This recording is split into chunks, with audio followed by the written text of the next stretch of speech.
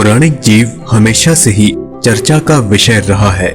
ऐसे कई पौराणिक जीव हैं जिनकी मौजूदगी को पूरी तरह नकारा जा चुका है, तो वहीं कुछ जीव ऐसे हैं जिनकी मौजूदगी पर आज भी चर्चा जारी है। ऐसे ही एक पौराणिक जीव है लॉक नेस मॉन्स्टर, जिसे नेसी भी कहा जाता है। स्कॉटलैंड के हाईलैंड इलाके में मौजूद लॉक नेस नामक झील में रहने वाले इस प्राणी के मौजूदगी के दावे लगभग 1500 साल पहले से ही किए जा रहे हैं और आज भी जारी हैं। साल 1933 में डेली मेल न्यूज़पेपर के पहले पेज पर एक फोटो पब्लिश की गई जिसे लॉक नेस मॉन्स्टर बताया गया। इस फोटो के पहले और बाद में भी लॉक नेस मॉन्स्टर को देखे जाने के कई दावे किए गए हैं।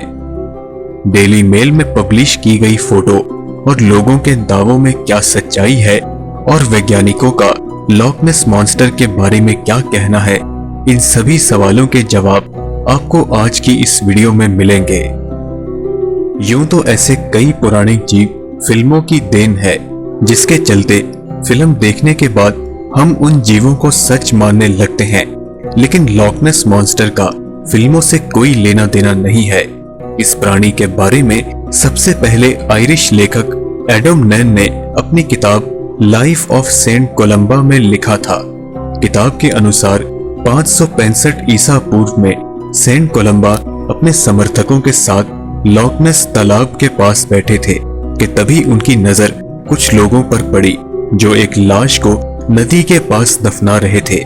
सेंट कोलंबा ने जब उन लोगों से उस शख्स की मौत की वजह पूछी तो उन लोगों ने यह बताया कि वह शख्स नदी में तैर रहा था कि अचानक ही एक विशालकाय समुद्री दानव ने उस पर हमला कर दिया। इस किताब में उस विशालकाय जीव के बारे में और भी बातें लिखी गई हैं। लॉक नेस मॉन्स्टर की मौजूदगी का पहला दावा 565 ईसा पूर्व में ही किया गया था, लेकिन अगले 1300 सालों में सेंट कोलंबा के बाद किसी और ने इस मॉन्स्टर को देखा या नहीं, इससे जुड़ा कोई भी सबूत उपलब्ध नहीं है। लॉक नेस मॉन्स्टर की मौजूदगी पर विश्वास करने वालों के लिए साल 1933 काफी महत्वपूर्ण रहा। 22 जुलाई 1933 को जॉर्ज स्पाइसर और उनकी पत्नी ने लॉक नेस झील के पास एक अजीब और काफी बड़े जानवर को देखा। अपने अनुभव को साझा करते हुए जॉर्ज ने यह बताया कि वह जानवरों का एक बेहद अजीब और असाधारण रूप था। हमने इतने बड़े जानवर को ना तो कभी देखा और ना ही कभी इसके बारे में सुना था। वह लगभग 4 फीट ऊंचा, 25 फीट लंबा, पतली और लंबी गर्दन वाला, जिसकी लंबाई 10 से 12 फीट थी। हमारी गाड़ी के सामने से सड़क पार करते हुए यह प्राणी पानी में चला गया। उसी साल ह्यू ग्रे नाम के एक शख्स ने दावा किया कि उसने लॉक नेस मॉन्स्टर की पहली तस्वीर खींची है। हालांकि तहकीकात के बाद ये पता चला कि यह फोटो जाली थी और इसमें दिखाया गया जानवर लॉक नेस मॉन्स्टर नहीं बल्कि ऑटर नाम का एक प्राणी था। साल 1934 में आर्थर ग्रैंट ने लॉक नेस मॉन्स्टर को देखने का दावा किया। आर्थर ने भी लॉक नेस मॉन्स्टर का हुलिया वैसा ही बताया जैसा कि उनसे पहले जॉर्ज और उनकी वाइफ ने बताया था। दोस्तों, जो रहस्यमय लॉक नेस मॉन्स्टर अब तक सिर्फ चंद लोगों को ही नजर आया, 1934 में डेली मेल अखबार ने पहले पेज पर उस मॉन्स्टर की फोटो पब्लिश करके सनसनी मचा दी। जिसे लोग अब तक काल्पनिक मान रहे थे, अब उसकी तस्वीर लोगों के सामने थी। इस तस्वीर को गायनेकोलॉजिस्ट रॉबर्ट केनेथ विल्सन ने लिया था, लेकिन विल्सन ने इसे अपना नाम देने से मना कर दिया, इसलिए इस फोटो को सर्जन्स फोटोग्राफ नाम दिया गया। यह तस्वीर काफी मशहूर हुई। लगभग 60 सालों तक लोग इस तस्वीर को लॉक नेस मॉन्स्टर की असली तस्वीर मानते रहे और आखिरकार ये तस्वीर भी जाली साबित हुई। इस जाली तस्वीर की कहानी भी काफी दिलचस्प है। इस पूरी कहानी में डॉक्टर विल्सन का कोई रोल नहीं था, उन्हें केवल इस्तेमाल किया गया था और ये काम किया था मार्मरड्यूक वेदरल ने। मार्मरड्यूक वेदरल डेली मेल में काम किया करते थे। जब लोगों ने लॉक नेस मॉन्स्टर को देखने का दावा करना शुरू किया, तब वेदरल को लॉक नेस जाकर इस मॉन्स्टर की तस्वीर या कोई भी सबूत लाने को कहा गया। तमाम कोशिशों के बावजूद जब उन्हें कोई सबूत नहीं मिला, तब उन्होंने हिप्पोपोटामस के पैरों के निशान की तस्वीर ली और उसे लॉक नेस मॉन्स्टर के पैरों के निशान बताकर सबमिट कर दिया। उस फोटो के पब्लिश होने से पहले ही उसकी सच्चाई सामने आ गई और वेदरल को बेइज्जत करके वहां से निकाल दिया गया। बस अब उन्हें इसी बात का बदला लेना था।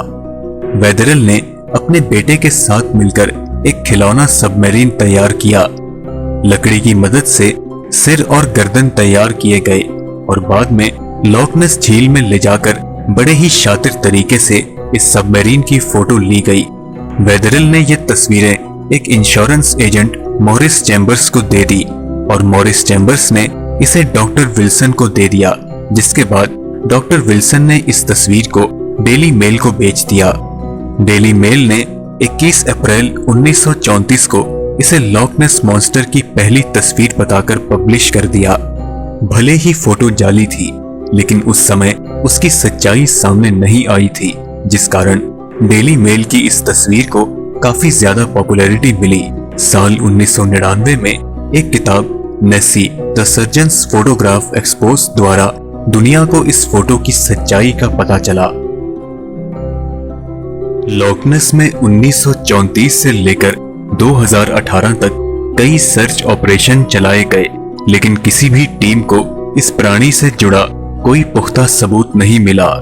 2018 में लॉक नेस में डीएनए सर्वेक्षण किया गया। इस सर्वेक्षण का परिणाम 2019 में प्रकाशित किया गया, जिसमें यह बताया गया कि लॉक नेस तालाब में किसी भी बड़ी मछली या बड़े समुद्री जीव का डीएनए मौजूद नहीं है और ना ही ऑटर और सील का डीएनए मिला है, लेकिन ईल्स के डीएनए सबूत जरूर मिले हैं। सर्वेक्षण के लीडर नील कैमल का मानना है कि शायद बड़े साइज के ईल्स को देखकर लोगों ने लॉक नेस मॉन्स्टर की कहानी बना ली हो। लॉक नेस तालाब में मॉन्स्टर भले ही ना मिला हो, लेकिन इसे पॉपुलैरिटी जरूर मिली है। लॉक नेस और इसके आसपास का इलाका काफी मशहूर पर्यटक स्थल बन चुका है और ज्यादातर लोग इस उम्मीद में वहां जाते हैं कि शायद उन्हें वह मॉन्स्टर नजर आ जाए। लॉक नेस से सरकार को हर साल लगभग $80 मिलियन का मुनाफा होता है। दोस्तों, क्या आप मॉन्स्टर की तलाश में लॉक नेस जाना चाहेंगे? हमें कमेंट सेक्शन में जरूर बताएं। अगर आपको ये वीडियो पसंद आई तो इसे लाइक करें और अपने दोस्तों के साथ शेयर भी करें। और अगर आप ऐसी ही वीडियोस देखना चाहते हैं तो हमारे चैनल को सब्सक्राइब करना ना भूलें। धन्यवाद।